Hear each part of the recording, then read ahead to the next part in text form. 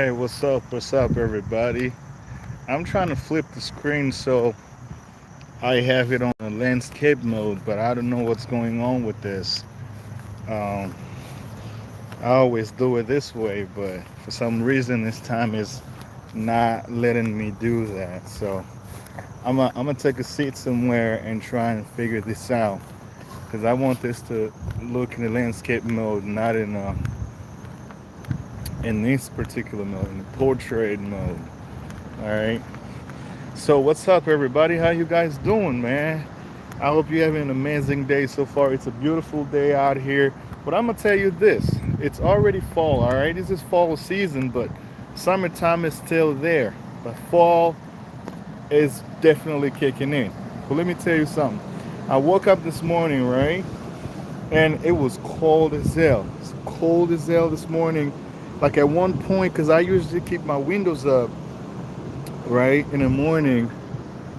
Oh man, come on, what's going on? I'm trying to like flip the screen in a landscape mode, but apparently it's not letting me. I don't know what's going on, but anyway, I feel like I might have to like live stream in this mode. Hey, what's up? What's up, brother? How you doing, man? How's everything going? It's been a while. It's been a minute. So how's everything? All right, I brought you this topic today because I feel like it's very important to talk about this subject because a lot of us don't really talk about the reality that we all go through here in the West, right?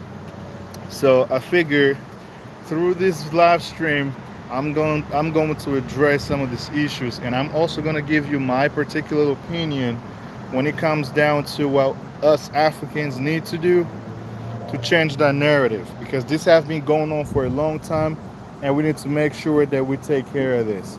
But I'm gonna ask you something quick. Do me a favor. As you join the chat, make sure to hit the like button for the YouTube algorithm. You know YouTube is gonna send it to more people so that they can join us as well. So I will really appreciate it. And also let me know in the comment section where you're joining from, and that will also mean a lot. But without further ado, let's get to it. All right. So you guys know, right, that I don't know like what part of the West that most of you watch my videos are from, but last time I checked my analytics, it shows me that I got viewers from almost all over the world now. For a very small channel like mine, I couldn't believe it. I got people watching from Australia, from the United States, from Kenya, Nigeria, the Philippines. Man, I feel like if I turned my channel into a travel vlog, I would get a lot of views that way. Maybe it's something that I need to consider moving forward, but that's a topic for another time. All right, so you check this out. I live in a community, right, where, all right, I live in Quakertown, which is like in the suburban area about an hour away from Philadelphia. And there are a lot of Congolese around this in this community. I have at least, can't tell you the number, but it's a good amount of Congolese in this community. Y'all watching from Jacksonville?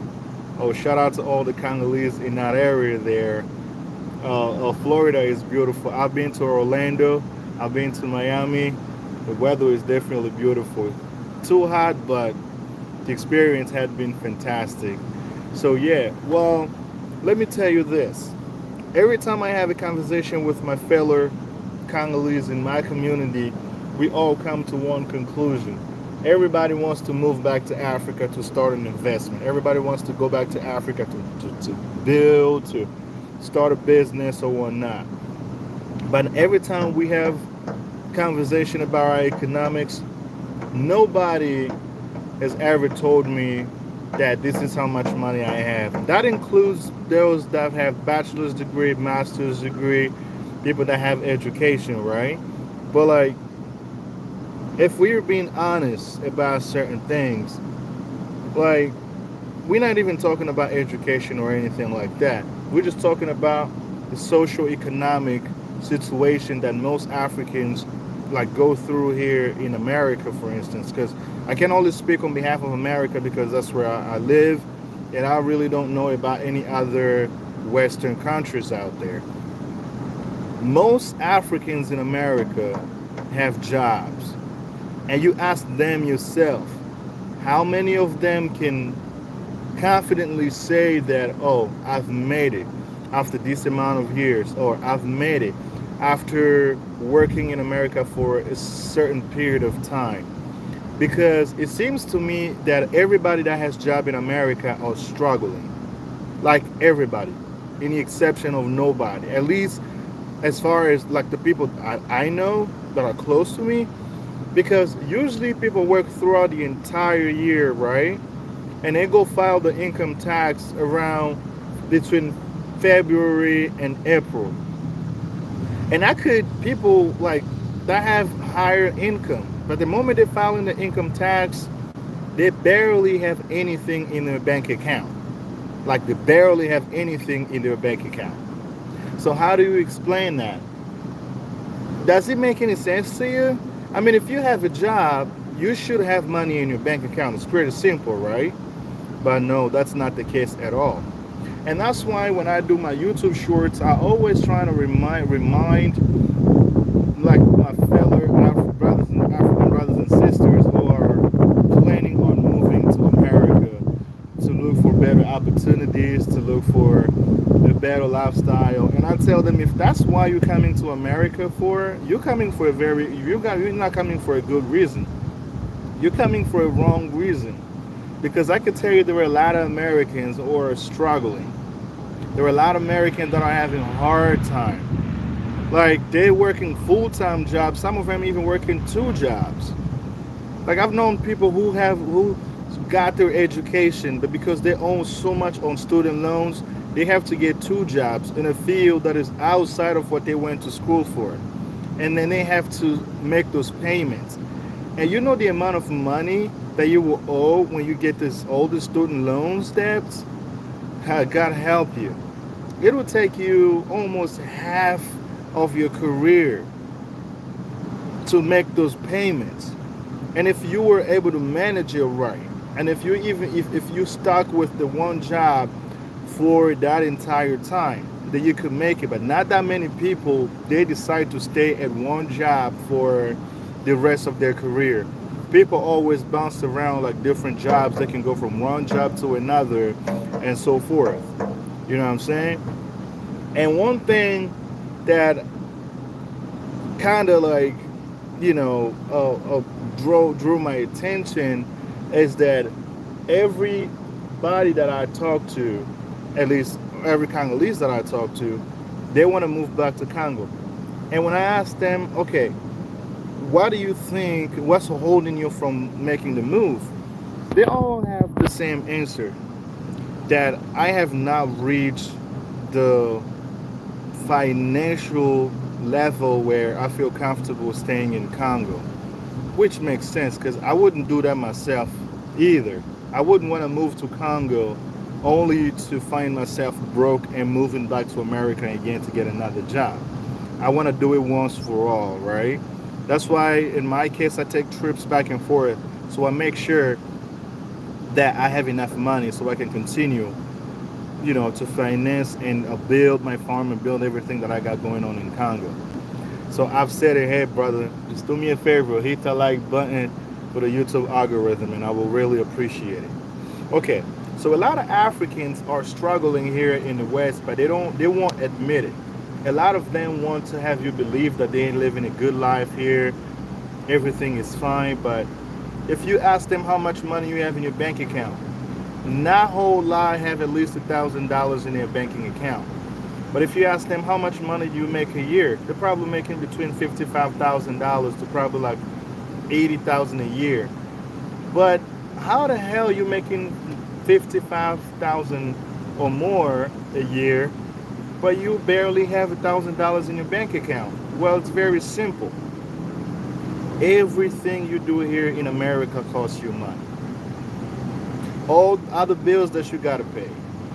Because here in America, you don't need to have the money for what the car worth, at least what you want to drive, to purchase it. You can just go to a dealership and get you a car. You walk out of the dealership with a brand new car. As long as you can prove that you have an employment, you have a source of income where you get your paycheck every week, they give you a car. Let me say this one more time here. Just for those of you that are online already following this video, please do me a favor, make sure to hit the like button. That will help with the YouTube algorithm, and I will really appreciate it. All right, let's check this out. And then you get that, right? And you want to buy new furniture, you want to buy a brand new set of couches and everything else to equip your apartment. You want it to look as nice as possible, but you do not want to spend your own money. You go apply for a credit card.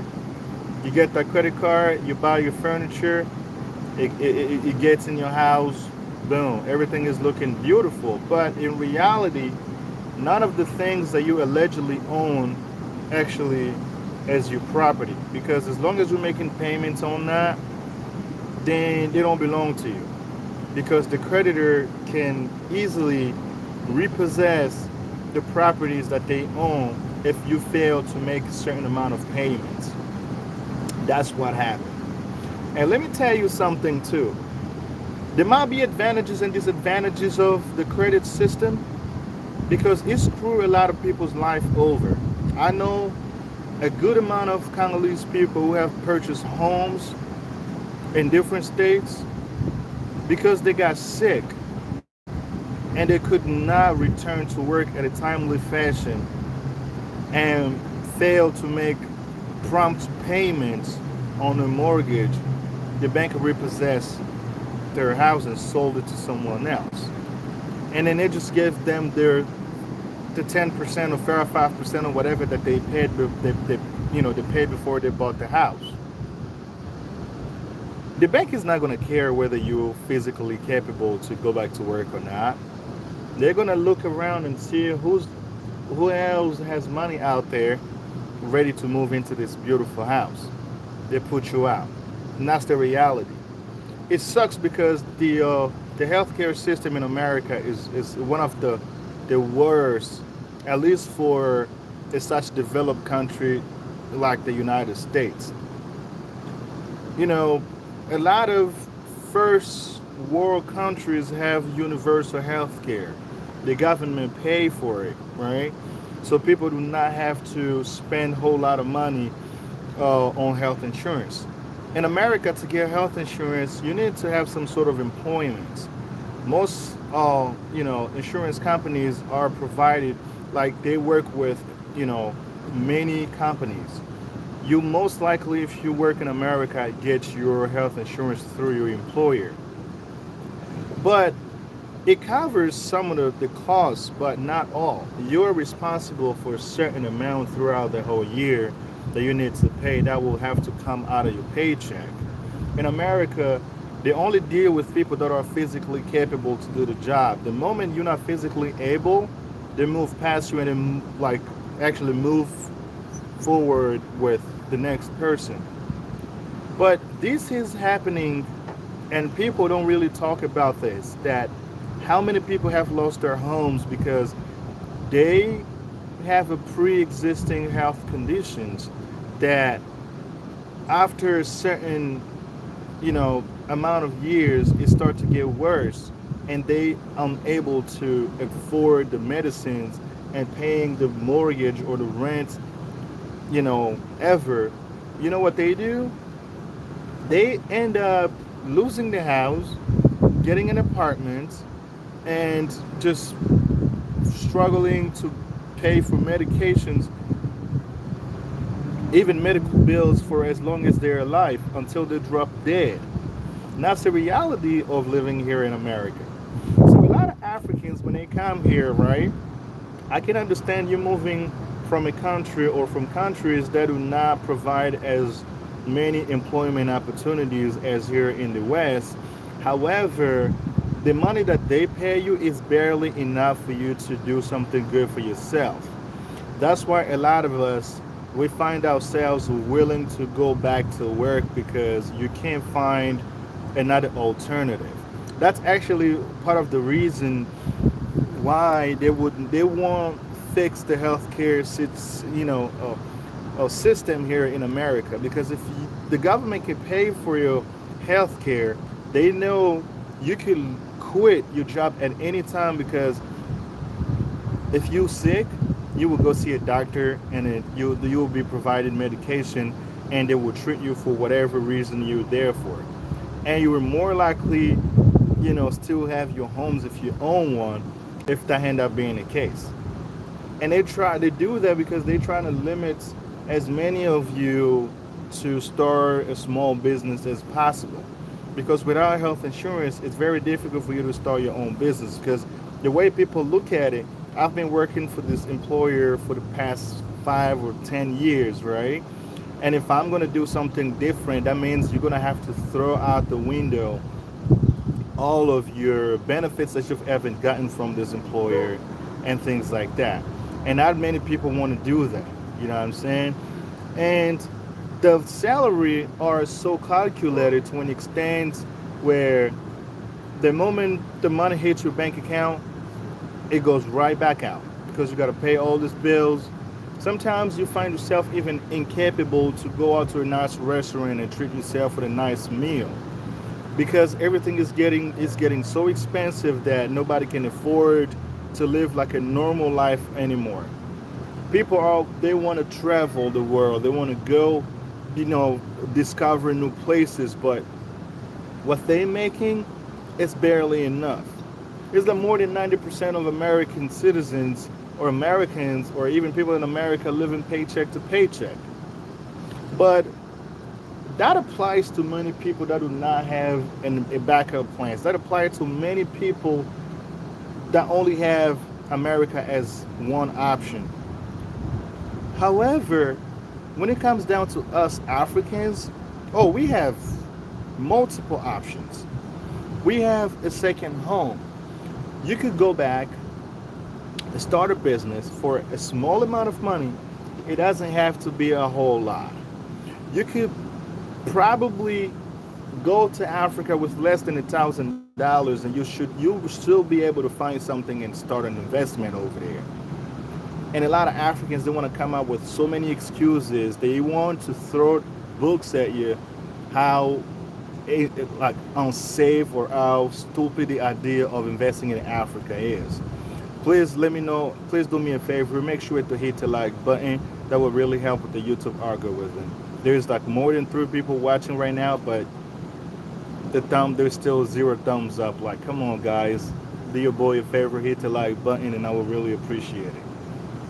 All right. So Africans, at least we have choices, yo.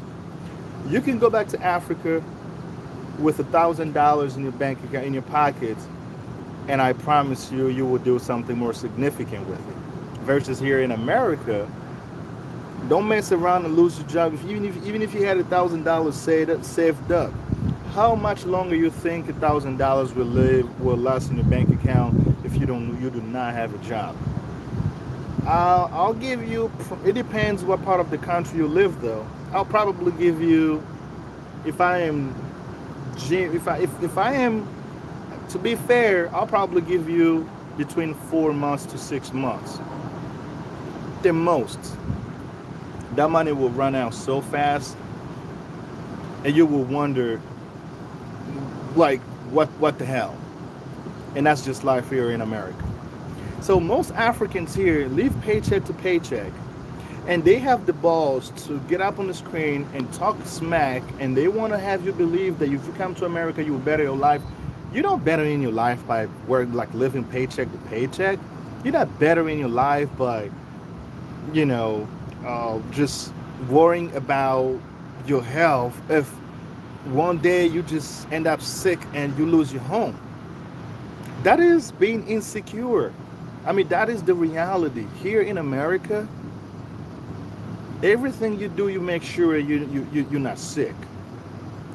Your importance is when you're physically fit, you're physically healthy. Because the way the American system works is that you're only valuable to them when you're physically capable to do the job. From the moment you're not capable to work, that's it. I'll tell you a story about me. I used to work for this factory, right? They produce wax. I worked there as a shipping and receiving clerk. This was probably 5 or 6 years ago. I was, I'm not bragging here, but I feel comfortable enough to say that I was one of their best employees over there because my boss said it a couple of times, and my coworkers actually cheered me for the work that I was able to do. So there's one time because the work had so much going on, we had to ship a lot of pallets that day worth of waxes, right? And as I'm packing everything and trying to be as productive as I could, I ended up straining my back, my left lower back portion. So I've actually heard a little crack in my back area. So I kind of let it go, but then at the end, the pain sustained. So I talked to my supervisor. I told him, listen, this is what happened to me. It's like, all right, it's Friday, it's the end of the day. I'm gonna take a note of it, but then I will forward this information to HR, right? All right, cool. So Monday I show up to work. HR is notified. They send me to the doctor's, to the company's hospital. I went there, saw a doctor. They gave me some prescription, so I was there. I was able. I did, I was on cure for a certain amount of time. Like these painkillers that they give you. Usually, like you're not allowed to operate any machinery or anything like that. They would not allow you to even drive a car, right? After you take the medicine, so they'll let you know. They'll tell you, don't take these pills before you drive a car. Make sure you take it like around bedtime before you go to sleep, and you just figure out a way to do it. Just as long as you don't, take it before you get into a power lifting equipment or power equipment or whatever like that. Excuse me. So I had to be put on light duty. So they put me on light duty. It was probably for for about a month, for about a month, for a little bit more than a month. I was on light duty. I'm coming into work, but I couldn't physically, like, I couldn't do anything physically demanding, right? I'm telling you this, none of my supervisors or my bosses actually came up to me in the morning and say hello to me. But we used to say hi to each other, bumping fists every time they walk in, because we were the ones that show up to, like, we would get there early before they get to the office. They would leave before we leave, and then we leave after they're already gone. But when that happened to me, dude, they wouldn't even look at me in my face, yo. They would just literally walk past me as if I did something wrong. And I'm sitting there thinking, wait, that is interesting, by the way. So everything that I've done so far for this company, like moving on fast and breaking sweats and doing everything that I can to make sure that I meet the production requirements. And this is how they treat me because I got hurt working for them. From that point in time, I said I would never ever put forth efforts the way I did. After I healed from that back pain, I went back to full duty. Look, I wasn't forcing it. Like, I wasn't forcing it at all. Not that I was slacking off. Like, don't get me wrong, I'll still do my job. I was still doing my job. I was making sure I'm just putting my production and everything, but I wasn't going out of my way the way I used to make sure that I produce more for the company. All right, we got 6 people in the building. I only see 1 thumbs up. You guys, if you have 6 thumbs ups for the 6 people, that would be great. So do me a favor, hit the like button. That help out with the YouTube algorithm, and I'll really appreciate it. Thank you very much. So, and I'm like, that is very interesting. And I never ever done anything crazier than that. You know what I'm saying? So keep in mind, here in America, you're only important when you're physically capable to do the job, to do the work. The moment you're not physically able, that's it. So that means if you own a car, well, let me back up. If you have a car on credit, you're making payments on it, and for one reason or another, you drop sick, and somehow you're unable to pay your rent, you to make your car payments. The dealership is not going to care, or the bank is not going to care that you're sick, that you can't work. They're not going to wait for you. Your car will get repossessed. I have a friend. This is a good friend of mine. I won't mention their name, right? This dude was diagnosed with something that I can't even pronounce the name. But it took them a very long time before they, you know, found out what it was. But he was having like pains was going through his muscles. Like his muscle was just hurting pretty bad. Like he couldn't physically do anything at work. He was tired the whole time. Like he was renting an apartment with another friend, right? And when he finally went to see a doctor, they kept him at the hospital. He was at the hospital for at least 3 months. So while he was hospitalized, we kind of, like we got to chip in. We put a little bit of something to help him out. We were able to help him pay the first month rent. We paid for his car the first time, but everybody's got their own thing to take care of. It kind of went on for a long time, so people kind of couldn't keep up with it. He ended up getting his car repossessed. He ended up moving out of that apartment. He moved back with his parents. At least he was lucky. Here in the US, his parents are here.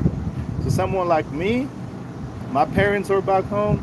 Well, my dad passed since 2014, but my mom's still alive, but she's retired. Even if she was here, she was not able to take care of me. My mom is about to be 70 years old. You know what I'm saying? But like his parents are here, they're taking care of him. He moved back with his parents and everything. But bottom line is, he kept everything he had around him because he was healthy. He was physically capable to make sure to maintain it. The moment his physical condition wasn't helping him out anymore, everything he ever had went out the window. That's why I need you guys to understand. All of these bills, debts, and everything else, that's not the right and healthy way to live your life. Most of us here in America, we live in debt. A lot of us. A lot of the things that we think we own, we do not. Speaking of debt, I have to announce that my heart feels joyful that I just made my very last payment on my car just this month. So as of now, my car that I drive, which is a Honda Sonata 2015, is officially my car. For the past 5 years that I was making those payments, that car did not belong to me.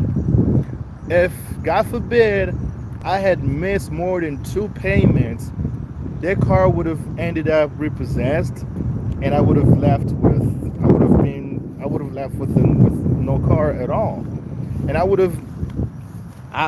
never would have had a way to get to work because I need my car to drive to work.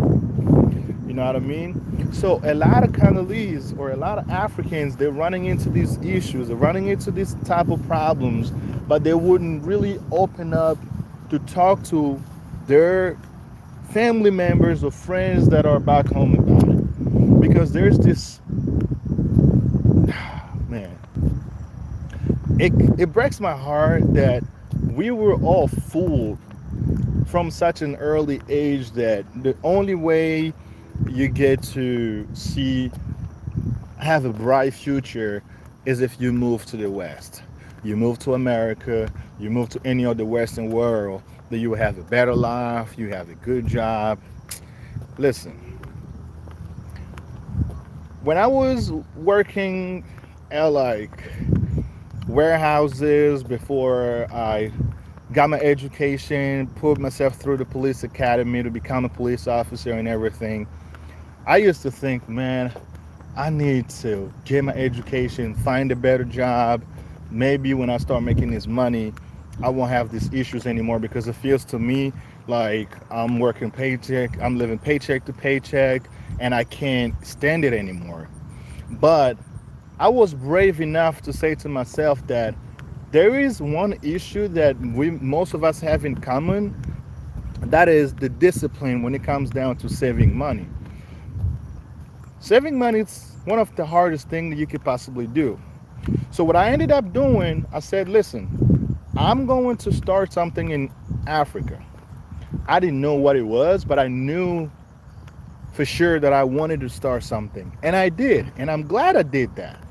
I'm glad that I own a farm.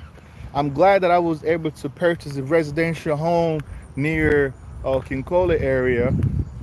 By the way, I'm starting my construction, in 2024. But what I'm trying to say is, when I finally, graduated from the police academy, I got my very first job as a deputy sheriff.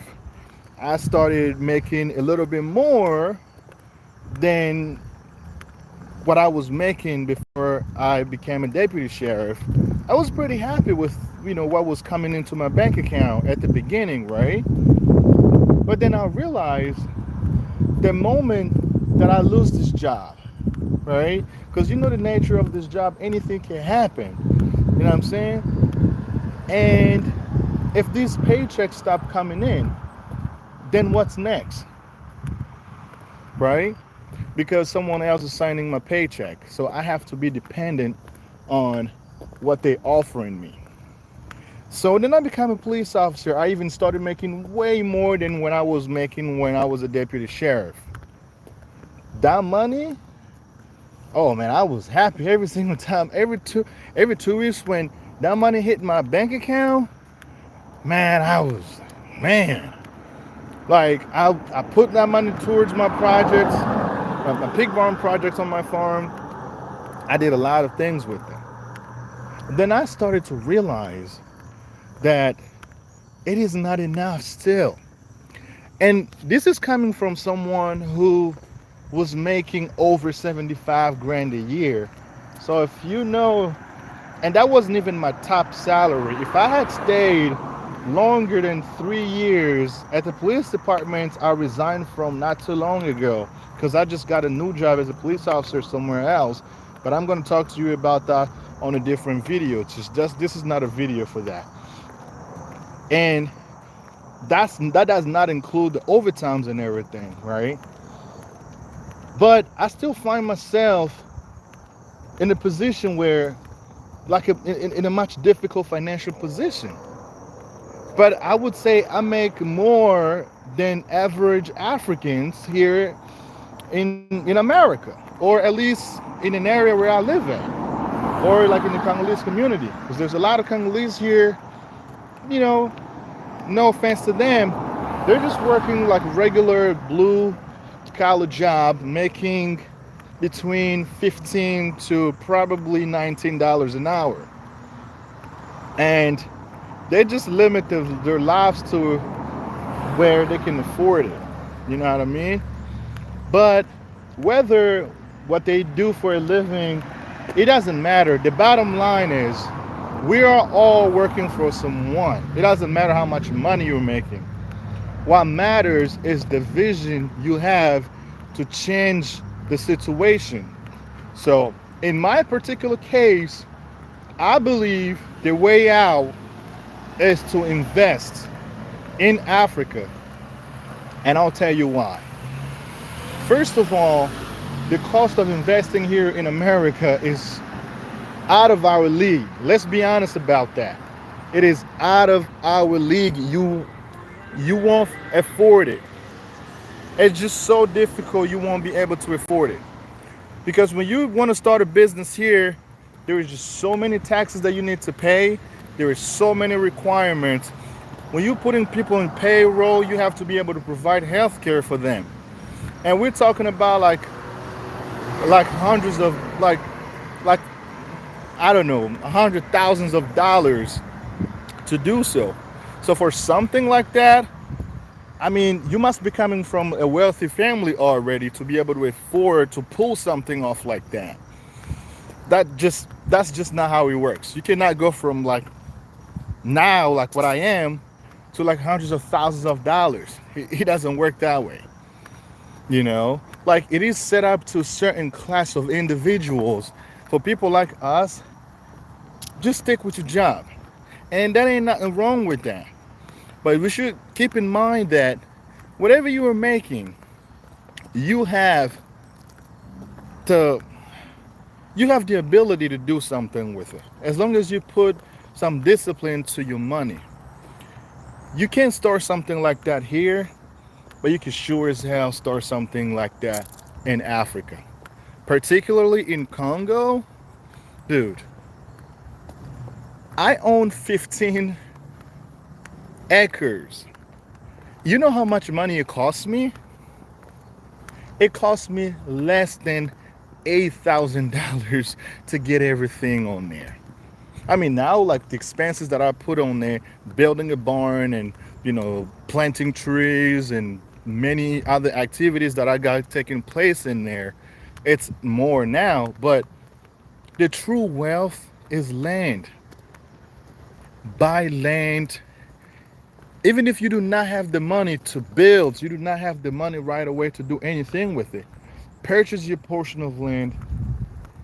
Make sure you get the concrete poles showing the limits of your property.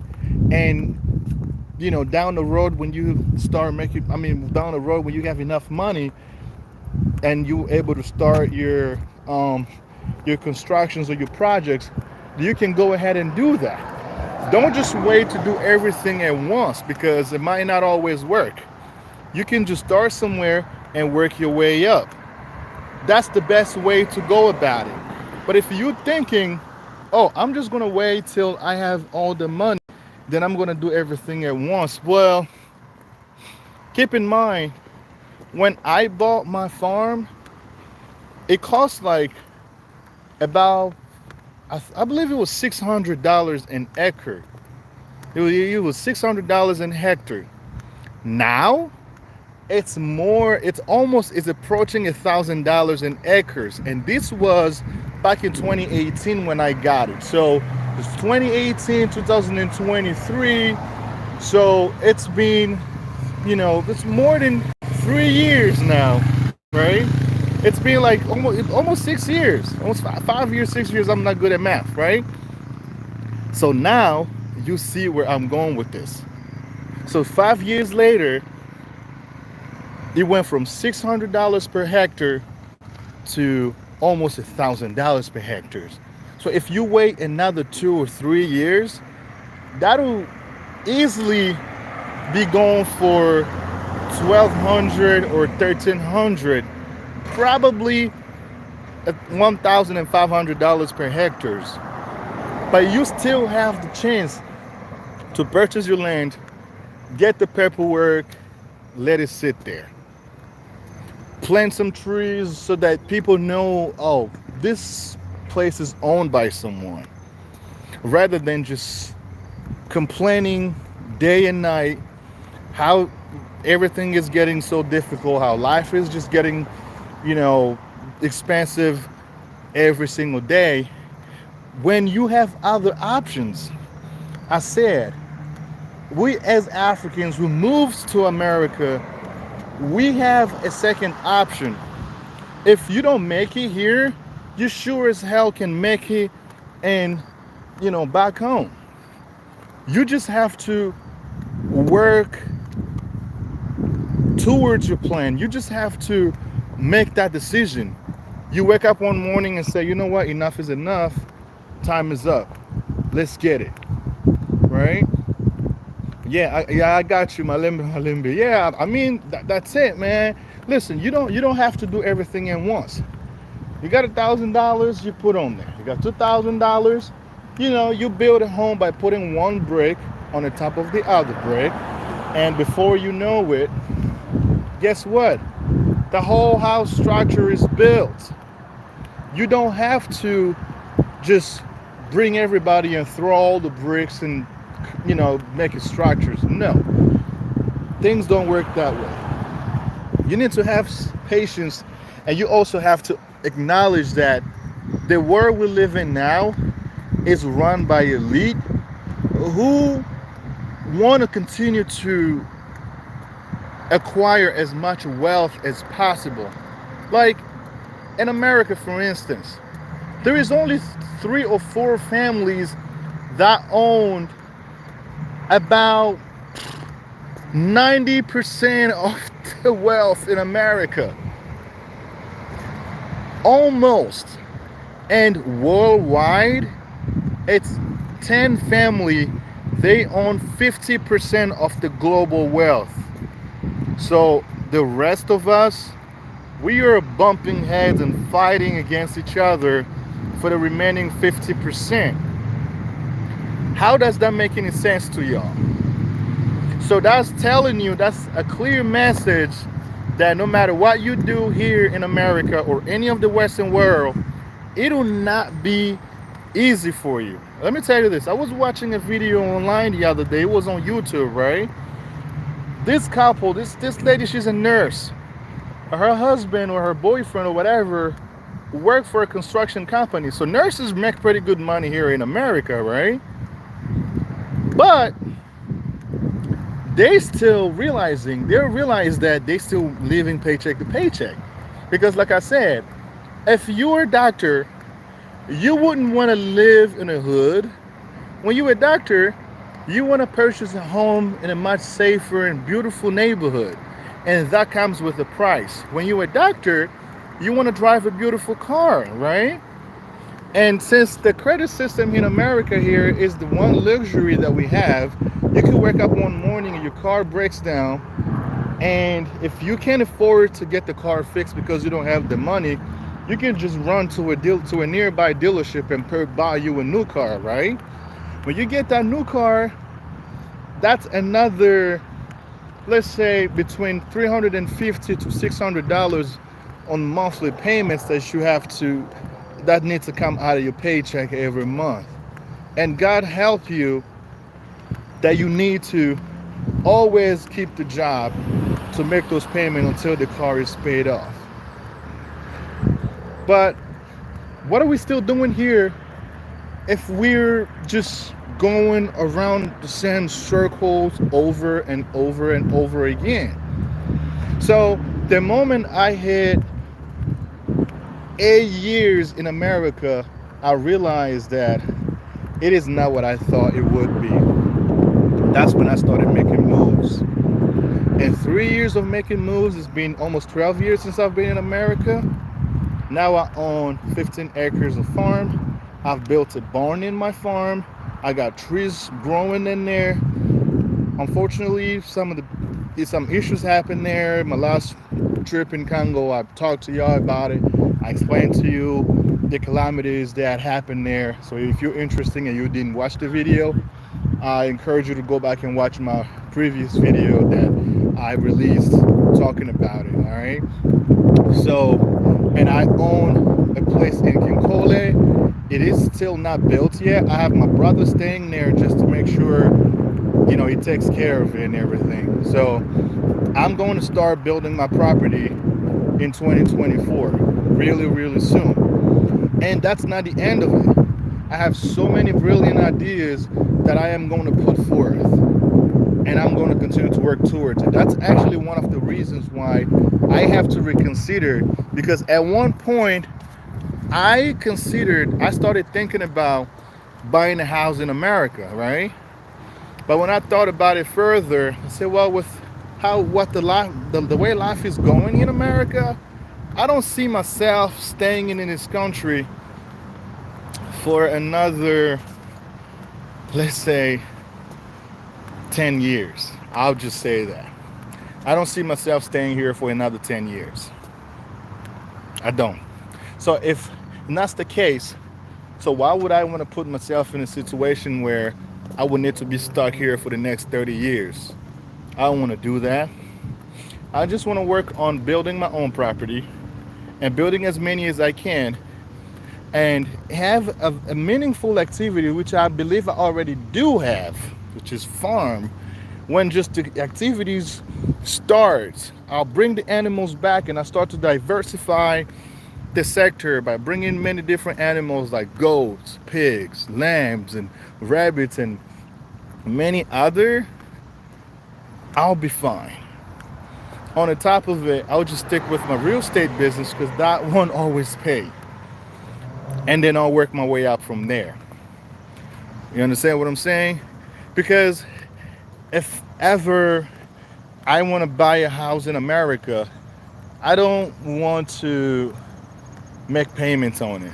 I could easily just go and write off a check, right, and buy a house. I could do that too. I have faith that will be a case one day or another. If I work hard on my projects, like in Africa, right, I'll just pay cash because when I pay the 10% that they ask for, right, and guess what's gonna happen? The amount of interest you have to pay on it, it's insane. I'm gonna tell you one thing.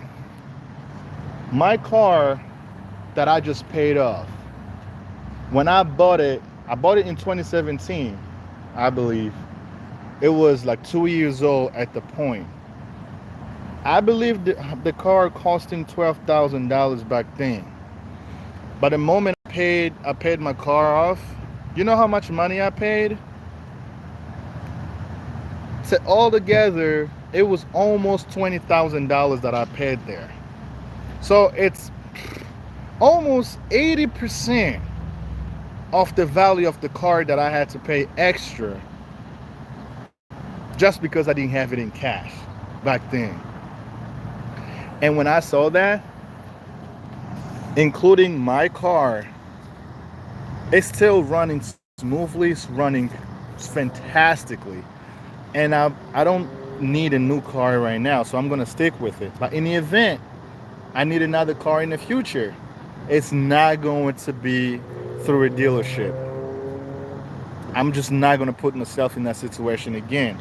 I'm going to make sure I have enough cash. I go and buy a car from someone. I take it home with me. That's simple. Because this whole credit system, I always tell people, maybe you're better off broke in Congo than I am here in America. I may be broke, but I can go and borrow something. But that comes with what comes with the price.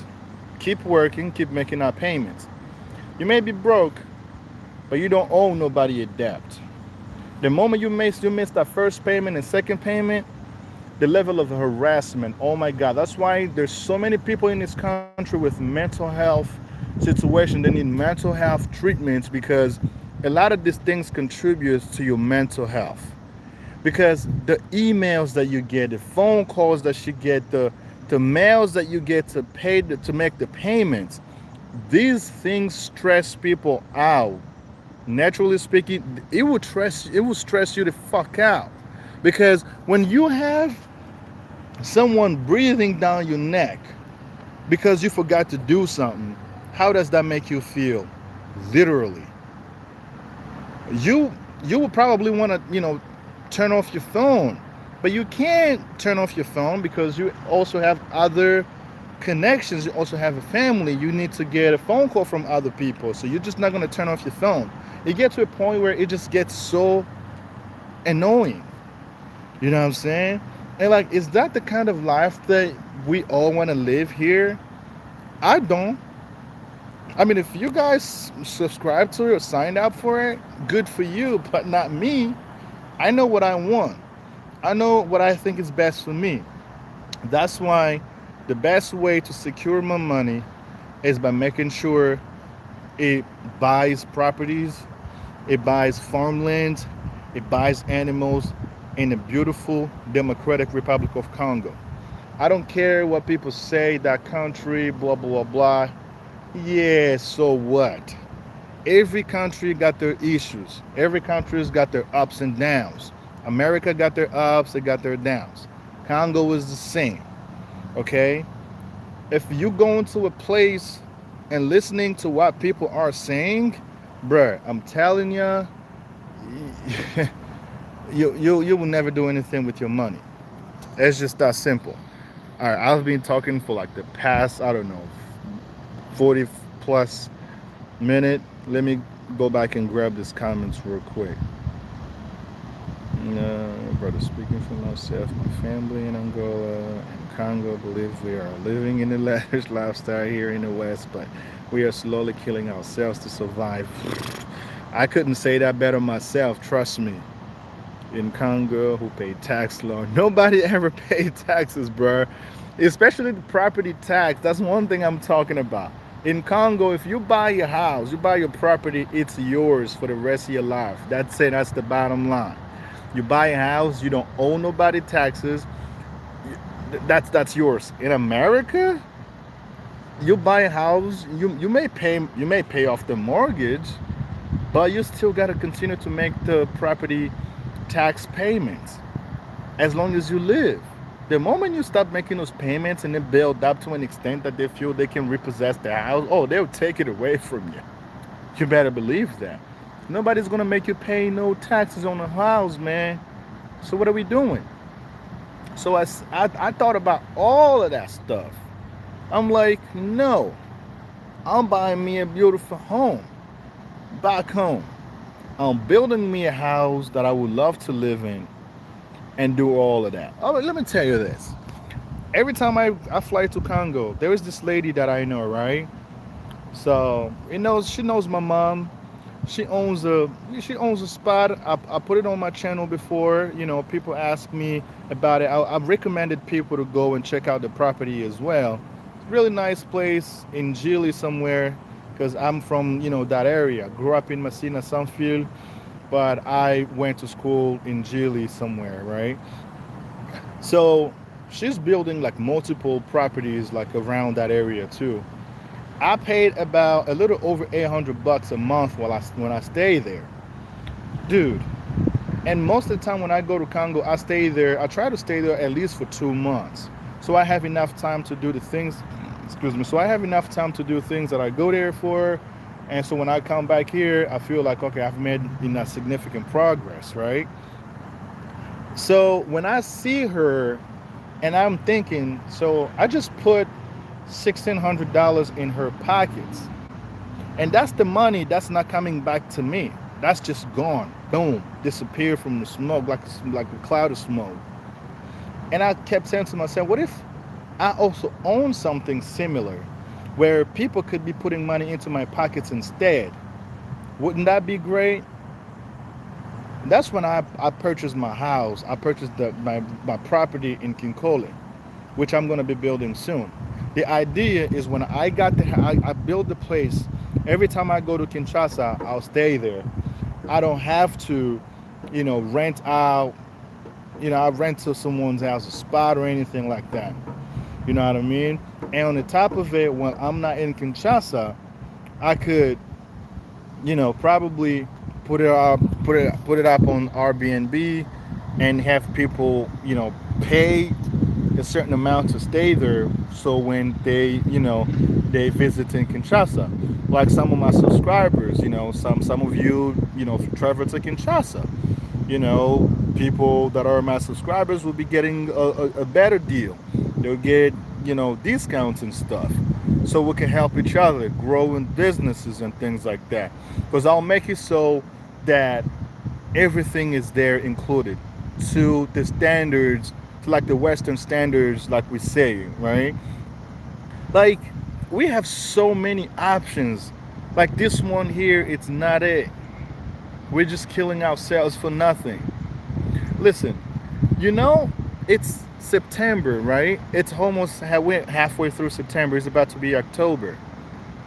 The income tax season are coming up really soon. You guys been watching my channel, you already know what my income tax money, it always serve, it always end up in Congo. Like all my income taxes money, I don't even think about it twice. It'll go do something in Congo. That's just it. So I'm working myself out of America slowly by slowly. I just paid my car off. I got a few credit card debts that I still have going, right? And I'll take care of them really like soon enough, and I'll be free of this incredible and stupid debts.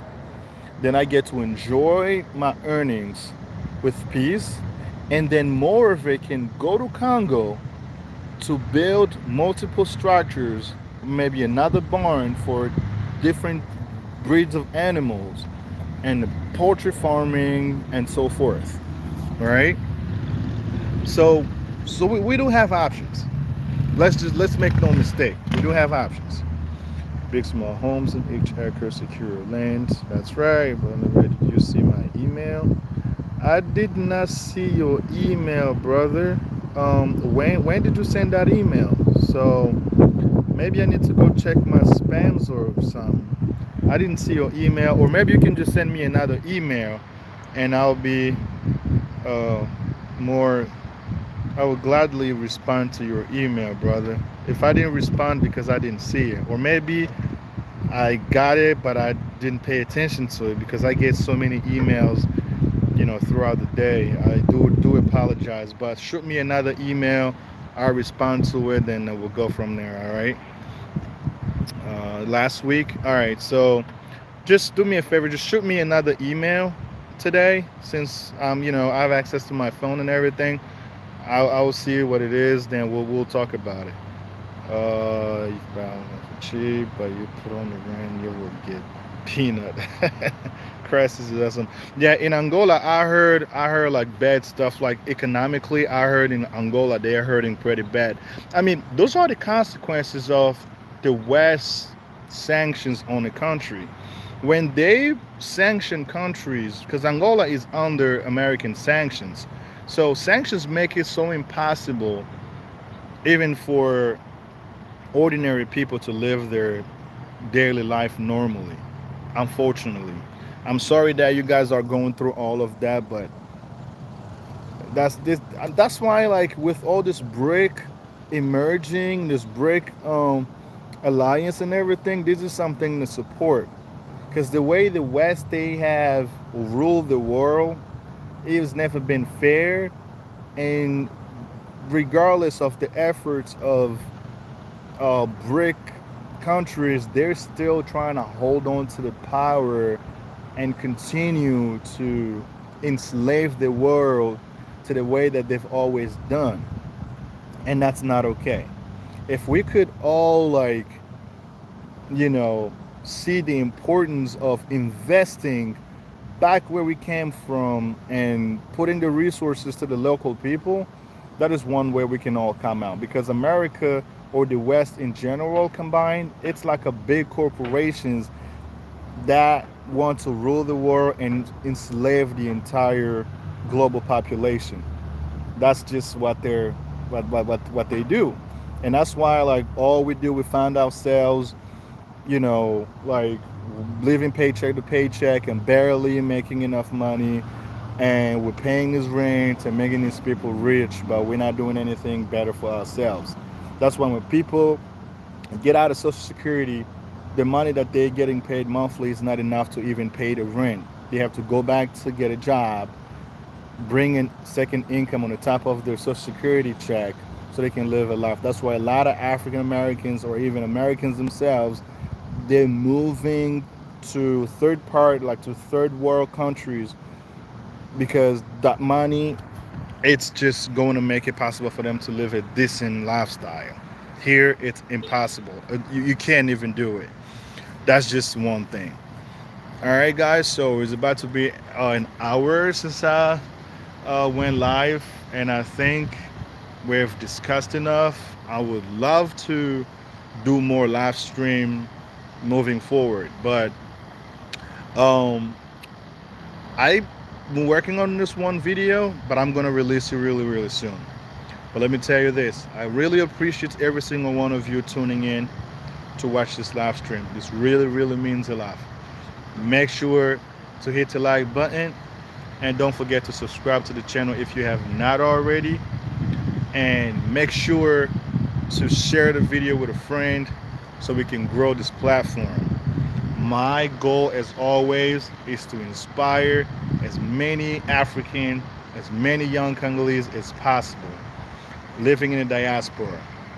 Let's go back home, invest, and be the winner.